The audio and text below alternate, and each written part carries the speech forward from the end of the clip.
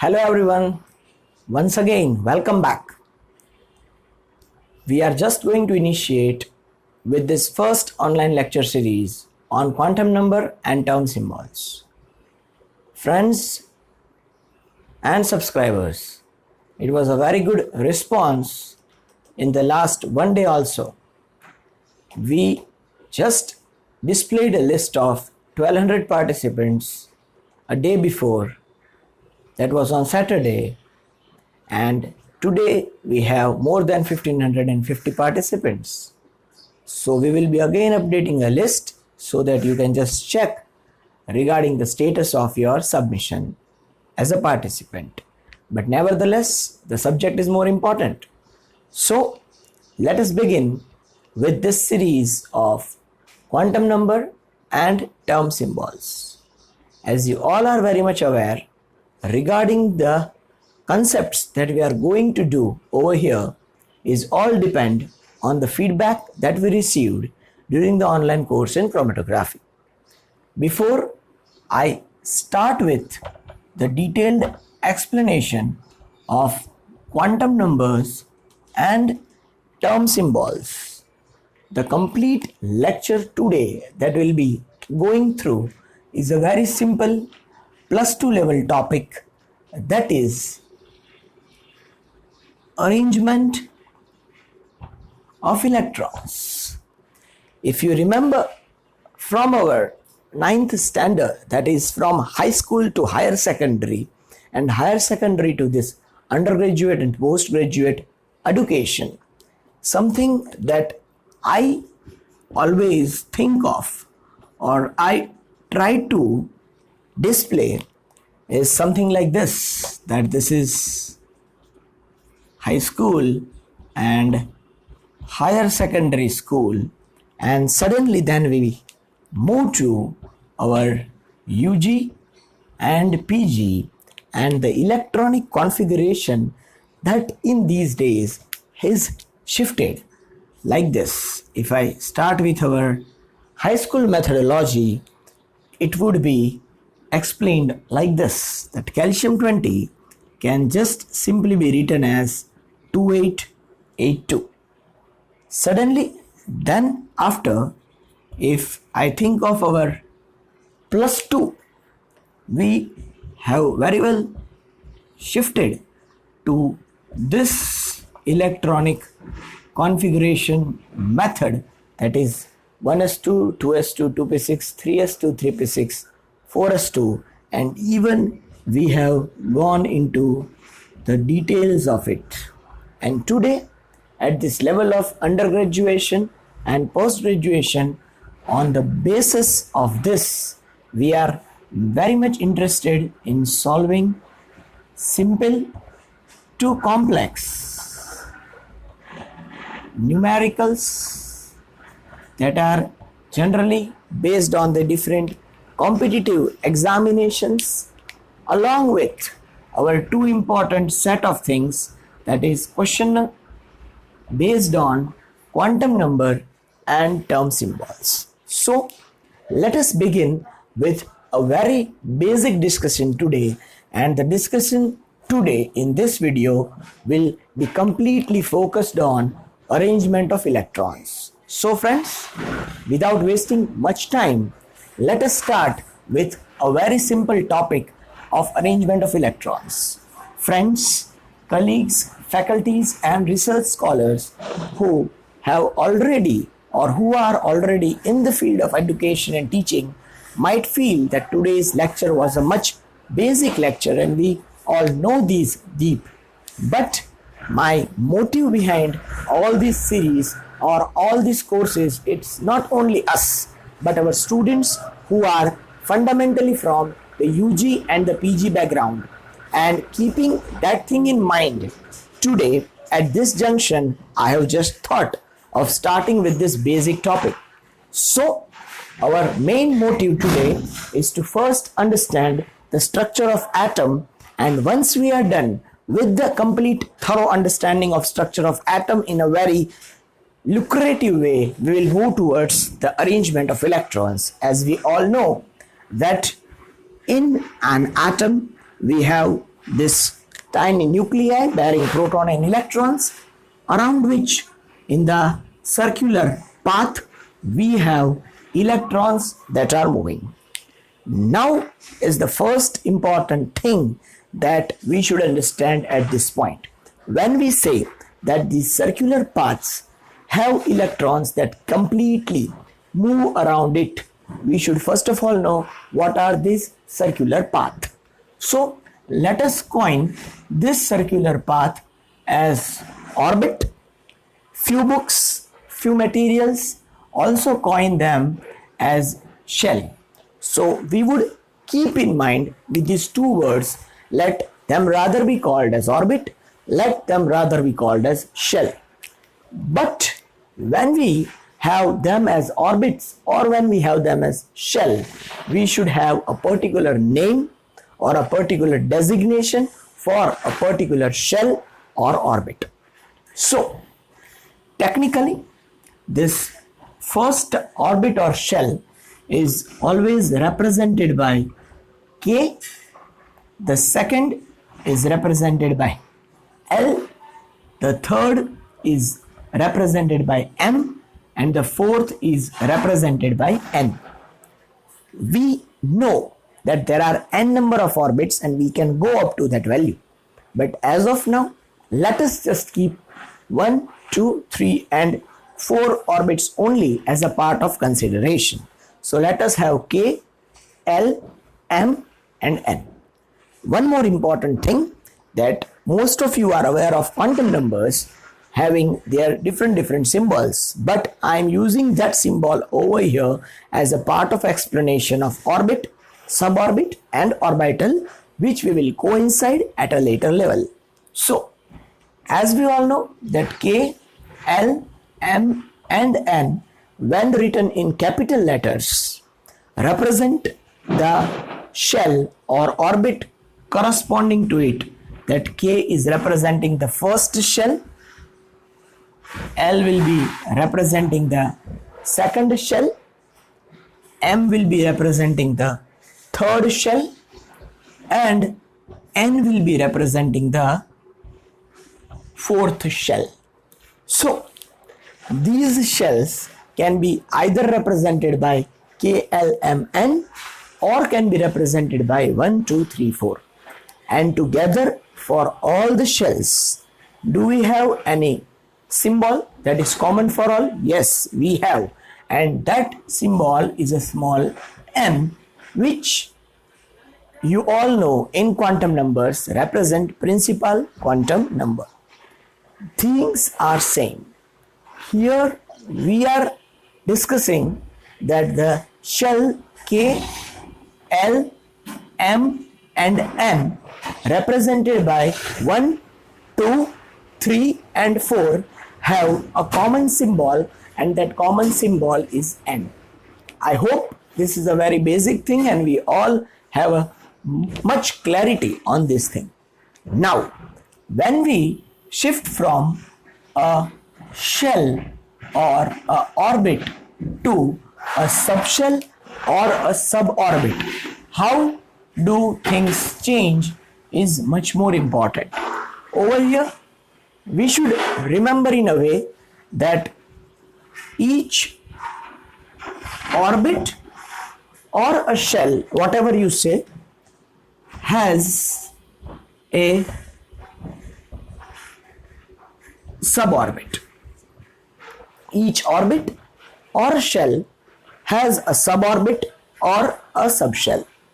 As of now, let us assume that these subshell or the group of subshell or group of suborbits which are made up of orbitals have their symbolic name as S, P, D and F.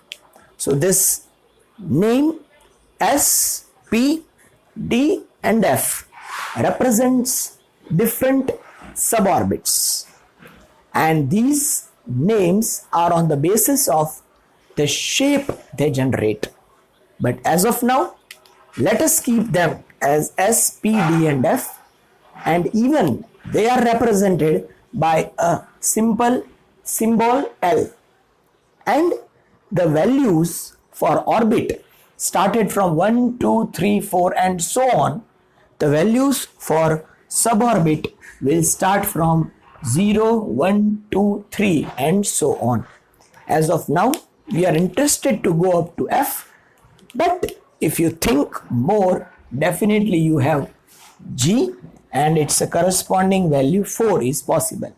But as of now, as we want to go up to F, we will not think beyond that, but we will keep in mind that S, P, D and F fundamentally represent suborbit, and this suborbit have a symbol L, and this symbol L corresponds to different suborbits S, P, D, F with their values 0, 1, 2 and 3. Now comes two question, that for a particular orbit, how many suborbits are possible? And the second question is, which suborbits are possible? Because we know that S is a type of suborbit, P is a type of suborbit, D is a type of suborbit and F is a type of suborbit. So the question that prevails over here is, which suborbit belongs to the first orbit, which suborbit belongs to the second suborbit, and things like that. So to solve this, when we have two questions to be answered, that how many suborbits belong to a particular orbit and among them which, then we have two simple formulas, that L representing suborbits, and when we want to know that how many suborbit belongs to a particular orbit, we will write L is equal to N, that is the value of orbit equals to the number of suborbit in an orbit. The value of orbit equals to the number of suborbit in an orbit. This means for this K orbit or a shell, it has its value as 1. So it will have only one suborbit. Similarly, L represented by N is equal to 2 has 2 suborbits. M represented by N is equal to 3 has 3 suborbits, and N, which is represented by 4, will have 4 suborbits. Keeping this concept in mind, and before explaining the word which over here, let us just write the quantity that we obtained just now.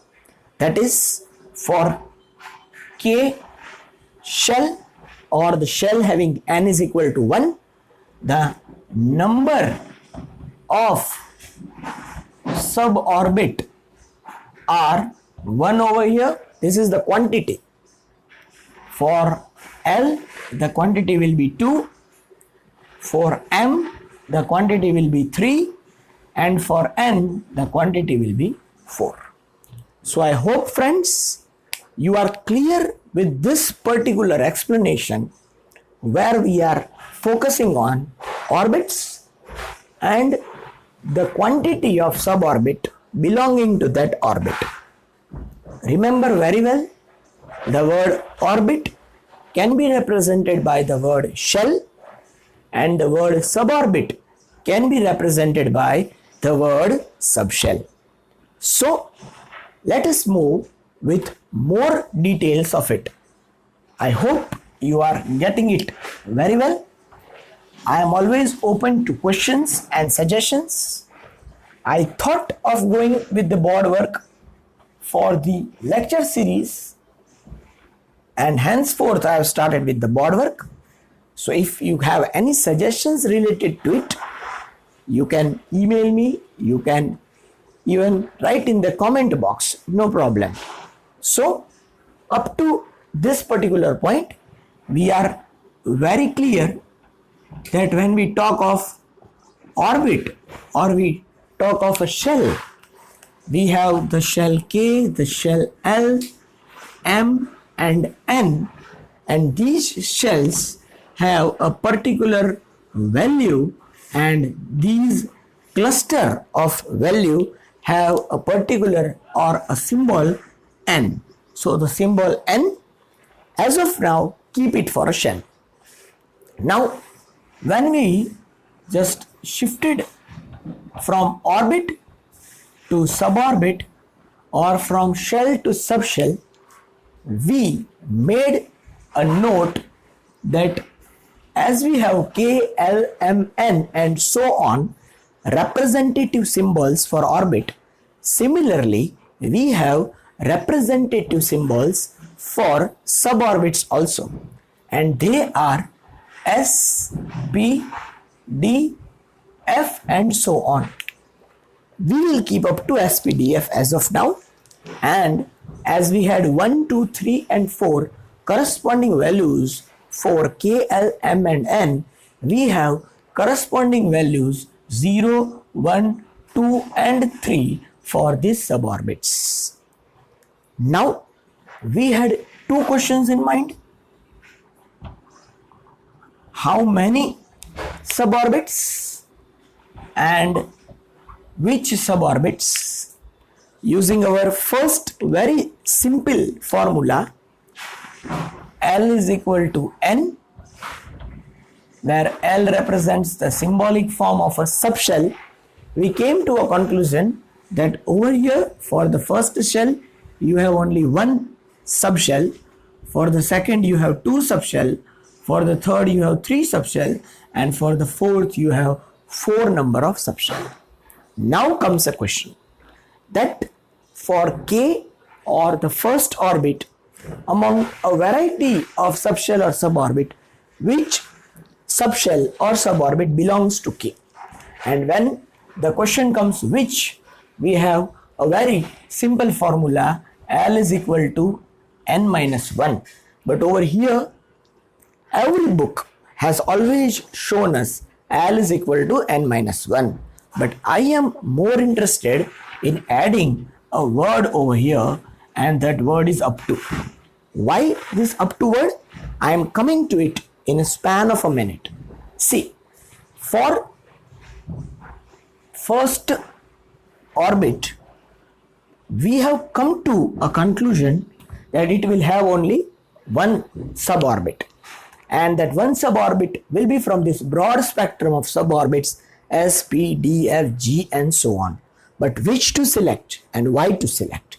For that, when we have L is equal to N minus 1, what will we do? We will put this value that is N equals to 1 over here. So when we are placing this L is equal to N minus 1, 1 minus 1, I will get 0. So this 0, mind well, is not a quantity, but it is a value.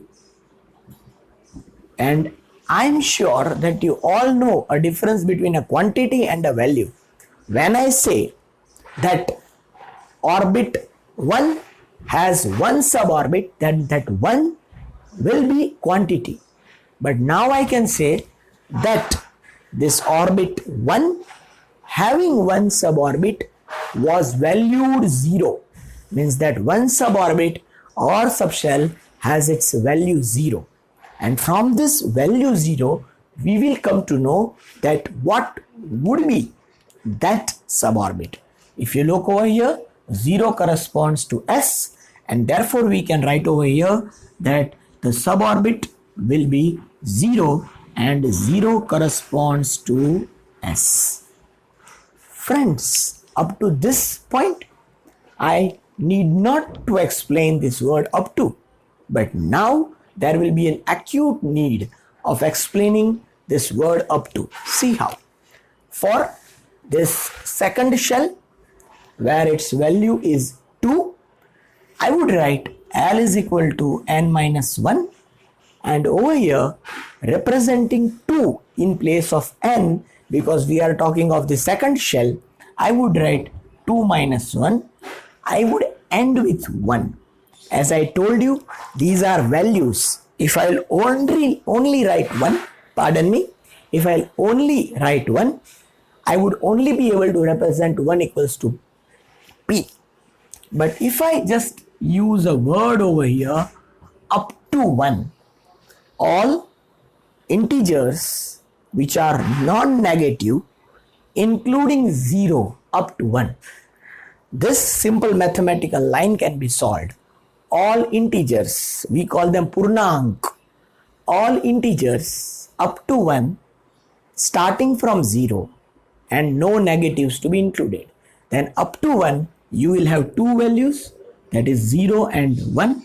And now you can say that when you have 0 and 1, 0 represents S and 1 represents P, and therefore over here I will very well get two values, S and P. This was the reason why I am asking you to write up to. Still moving ahead, when I have 3, I will represent L is equal to n minus 1, 3 minus 1, 2. And when I write 2, again I'll insist you to just add this word up to, and when you will use this word up to, integer 2, including all non-negative numbers along with 0, you will end up with 0, 1 and 2, and when you will end up with 0, 1 and 2, you will always mention them as S, P and D, and therefore for this third orbit, the three suborbits possible are S, P and D suborbits. Similarly friends, for the fourth one, now I am confident that you would be able to write on your own. Over here L is equal to n minus 1, n is equal to 4, so it will be 4 minus 1, 3, and again the word up to. No doubt I don't know in which book up to is written, but for me this up to came from my own side. So remember this word up to, and when it is 3, it is a maximum 3 value suborbit is possible starting from 0 and do not include negative numbers. So you will end up with 0, 1, 2 and 3, and when you have this 0, 1, 2 and 3, you always have S, P, D and F. So friends, S, P, D and F are included over here.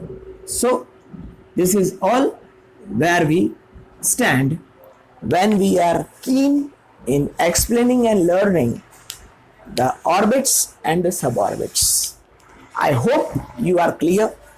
I have received n number of feedbacks during chromatography and even after chromatography regarding the speed, but for that I have given an open justification in one of my posts that I always think from my UG students up to my faculty friends and seniors, and we all being of the fraternity of faculties, we should first think of our students, and that is the only reason why I go slow, because we could judge the students' capacity to grasp the things, and depending on that I am going a bit slow. You should just bear with me, it's humble request. So once when we are done with orbit and suborbit, and once we are clear with this portion, let us just go a step ahead, and that step that we are now going ahead will include orbitals along with suborbits and suborbits being present in orbit.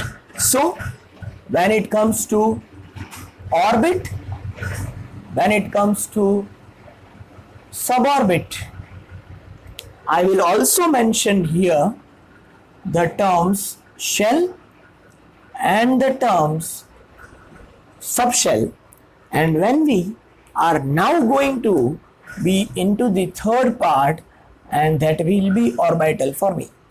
At this junction, many of you might think or even write that sometimes few books do not make a much difference between a orbital and a suborbit, or a orbital or a subshell. Can you explain that? Yes, definitely. And that will be explained over here up to what I have read and up to what I have learned. So, over here, when I say that it's an orbit or a shell, we will always represent it by N. When we say suborbit or subshell, we will always represent it by L. And now, from the point of view what I want you to understand, which will later be extrapolated to quantum numbers, let us represent orbitals by ml. Let us represent orbitals by ml. This is simply something what that we are saying, who knows very well that it's a principal quantum number, it's the azimuthal quantum number, and it is the magnetic moment quantum number. Friends, seekers, you are absolutely right. But as of now, let us just keep them as the symbolic representations for orbit, suborbit, and orbitals. So, over here, we already have K, L, M, and N, and these are valued as 1, 2, 3, and 4. Friends, always keep these two things in mind, value and quantity. Value represents a symbol and quantity represents a number. So these are valued as 1, 2, 3, and 4. And just now what we came across was this K valued 1 will have one quantity of suborbit, and that suborbit will be S. Over here you have two quantities of suborbit, and they would be S and P. Over here three quantities of suborbit, and they would be S, P, and D. And over here four quantities of suborbit, and they would be S, P, D, and F. So these are now the S, P, D, and F value suborbits, and they can also be valued as 0, 1, 2, and 3. No need to write 2 over here again because it is a type of a repetition, but always remember that suborbit S, generally represented by a symbol small l, is valued 0, P is valued 1, D is valued 2, and F is valued 3. So, now coming to the third important part, and that is orbital. Let us make it more clear that quantity of orbital, that for a particular suborbit, how much quantity of orbital would you have?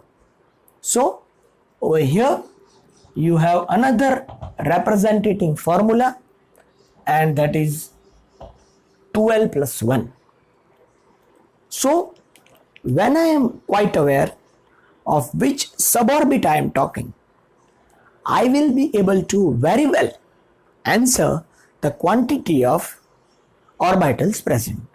So, if I am talking of this S suborbit represented by a symbol L valued 0, and when placing this 0 over here, I will end up with 1. So for L is equal to 0, that is S representing into 2L plus 1, that is 2 into 0 plus 1, I will end up with one quantity of orbital for any S. So the quantity of orbital for a suborbit valued 0 and represented by small s is always 1.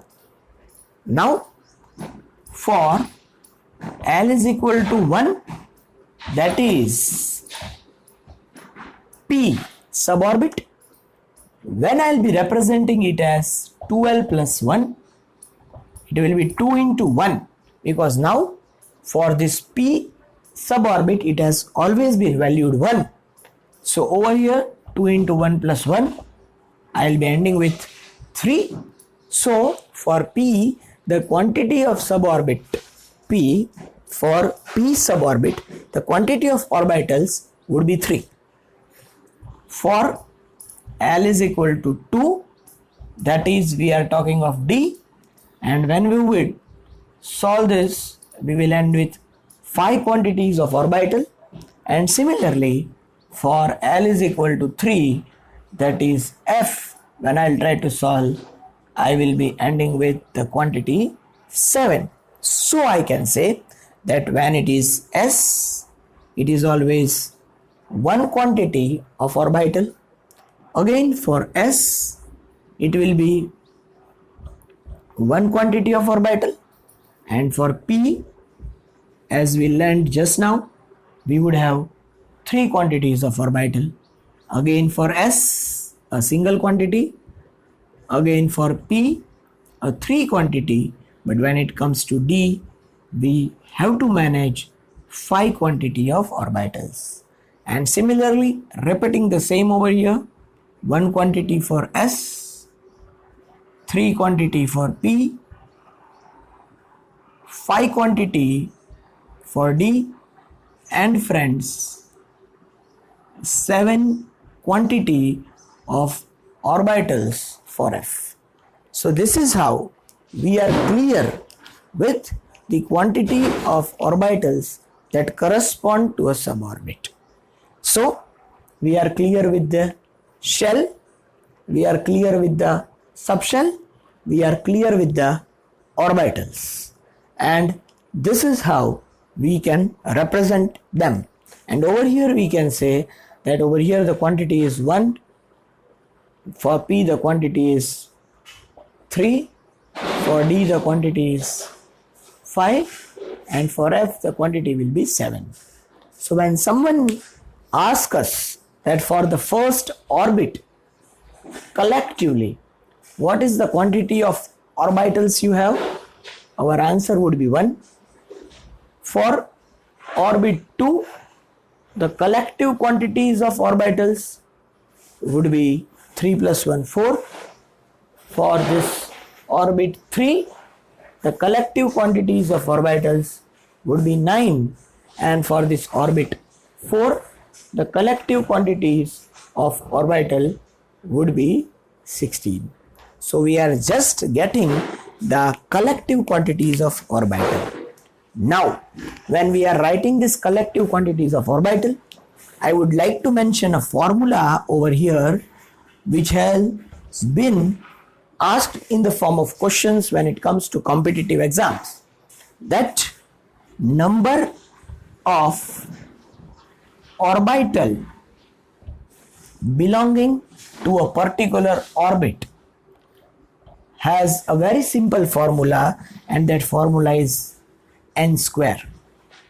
If I am talking about the first shell K, it is valued 1, so I will put 1 over here, and 1 square will be 1, so the number of orbitals will be 1. If I am talking about the L shell, it is valued 2, and when I will put 2 over here, I will end with 2 square 4. If I am talking about M, I will have 3, and I will put 3 square, I will end up with 9, and when I have N is equal to 4 for the fourth orbit capital N, and when I will put this 4 value over here, I will end up with 16. So friends, this is the formula which will directly help you to get the quantity of orbitals related to a particular orbit. So it is the orbit having the suborbit and the subshell, and the suborbit and the subshell will have orbitals. And now comes another important thing, and that important thing is the electrons present in each orbital, which will later on correspond to suborbit and which will later on correspond to orbit. But before going into then, what should be the particular name for these each orbital? If someone tells me that P p orbitals, I must always say that there are 3 p orbitals, and you might be knowing that it is px, py and pz. But what are the values for that? So I'll just erase this part and try to accommodate over here itself the values for the orbitals belonging to the subshell or the suborbits.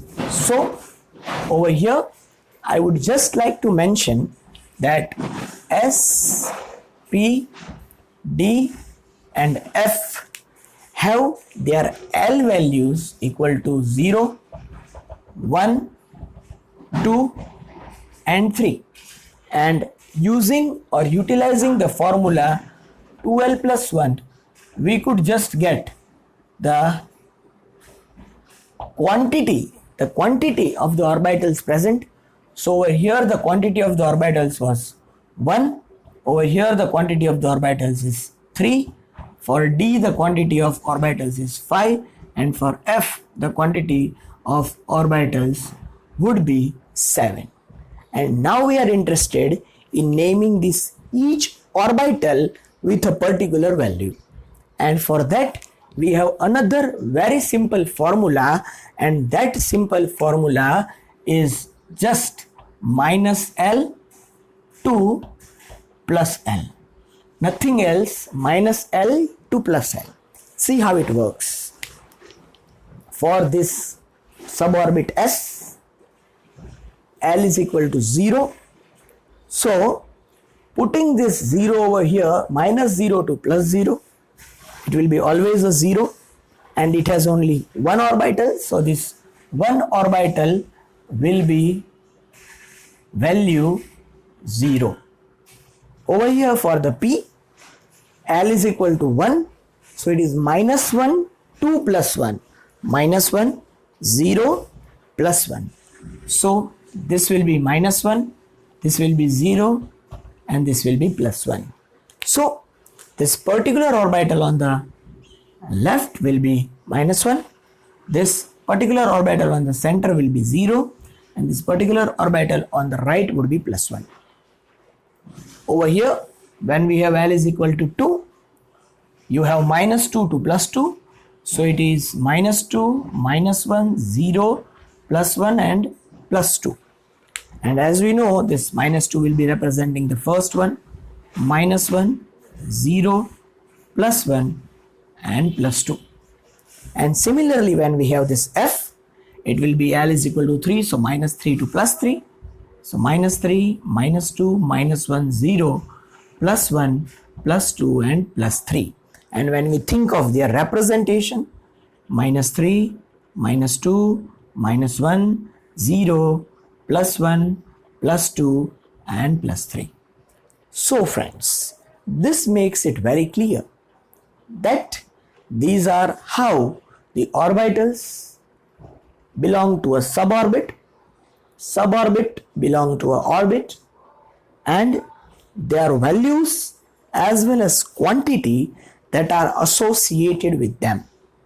So coming to the last part of explanation, that is the quantity of electrons that they have, and that will bring the end to the first half of this first lecture, where we will be representing the arrangement of electrons. So over here for this N, K, L, M and N having valued 1, 2, 3 and 4 were represented by subshells S, S and P. Rather make it like this: S, P and D, S, P, D and F. And for this S, we always represented one orbital. For P, we always represented 3 orbital. When we came to a D, we have always represented that subshell with 5 orbital. And when we had F, we always try to represent it with 7 orbitals. Now, I told you rather 10 minutes before that sometimes some books tend to write orbital much equivalent to suborbit or subshell. Is it true? And the answer is not always. And so a second question will come, then when is it true? Let us focus over here. And before going into these details, I have a very notable explanation for my undergrad students, that this represented of a shell, a subshell and an orbital, I want to explain it in a different traditional way where for a minute chemistry won't exist. Let us assume an apartment, a building that all of us chemists together are making and only chemistry people will live. We are making a 4-story building. The first story, over here story means the floor. The first floor will be represented by K or 1. The second floor will be represented by L or 2. Third floor by M or 3. And the fourth floor by N or 4. Now, every floor in a building always have flats where people live. So, over here, in this first floor, you have only one flat and that is S. Over here you have 2 flat, S and P. Over here you have 3 flat. Flat means house, S, P and D. And over here you have 4 houses, S, P, D and F. Now, on this first floor, where you have only one flat, that one flat only has a one room. Over here, this first flat has one room and this second flat has 3 rooms, and so on. But why I took this example? Can I say that on the first floor, I am the only owner of a house and that house only has one room, so this whole floor is mine? Apart from the ladders and the lift, leave it. The whole floor is mine, the house is mine, and the room is mine. So, particularly for the shell K, valued 1, I can say that the suborbit S is somewhat very much equal to orbital, and in a very rational way, this suborbit is also very much equal to the orbit 1 or K, because on this whole floor you won't find anyone else than my family. So this floor is also mine, this house is also mine, and this room is also mine. So in this particular case, definitely we can use this terminology where orbit, suborbit and orbitals are equal. But this do not work over here. So be very aware in competitive exams that if they are asking for K or 1, definitely according to my idea or my knowledge, we can jumble these words together. But this won't work when we move ahead. So this was one extra thing that I wanted to make you understand or represent over here. Still moving in the same direction ahead, let us end up by adding electrons. So when we move ahead after orbitals with the electrons, we have a very simple understanding that each orbital can maximum accommodate 2 electrons, not more than 2, maximum 2. So over here you have only one orbital So it will accommodate maximum of 2. Over here 2. Over here 2 in each. So you will end up with 6 electrons. 2. Again 2 in each. Over here 2 in 5 each. Again 2. 2 into 3. 2 into 5. And 2 into 7. So this is how, friends, the maximum number of possible accommodating electron are possible. So over here 2 electrons, over here 8 electrons, over here 18 electrons, and for this one we have a maximum of 32 possible electrons. So over here, when I directly want to calculate the number of electrons for an orbit, I have a formula, and that formula is 2n square. So here for the first orbit, 1 square multiplied by 2. So I have 2 electrons. Over here for the second orbit, value 2, 2 square, 4 multiplied by 2, 8. Over here 3, 3 square, 9 multiplied by 2. And 4 square, 16 multiplied by 2. So friends, this is how I can get an idea just by using a simple formula that what are the total number of electrons representing a particular orbit. And do not forget to calculate the number of orbitals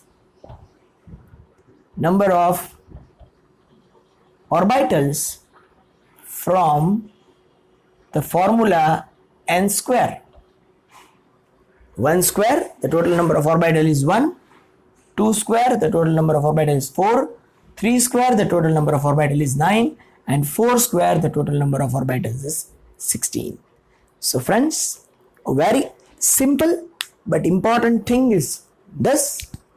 And a very good feedback that I received during the online course on chromatography was, sir, if you could divide the 60-minute lectures into 2, and this we are implementing from this course.